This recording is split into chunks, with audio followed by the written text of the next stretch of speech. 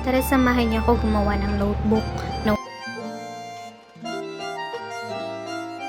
Inuna ko palang print yung cover, sumunod yung mga writing pages. Naglagay muna ako sa cover natin ng photo tab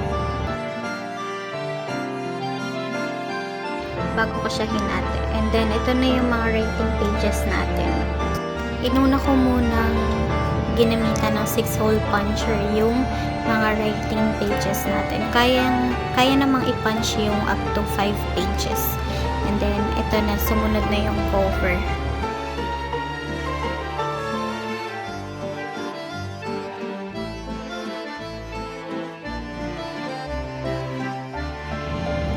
Ito pala yung gamit ko, yung 30 holes adjustable spring. Ginupit ko lang yung sobra para sumakto dun sa notebook.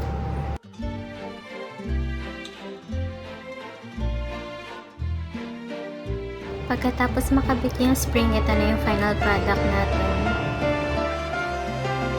Meron din palang print yung writing pages natin na flowers and then capybara sa lower left. Yun lang!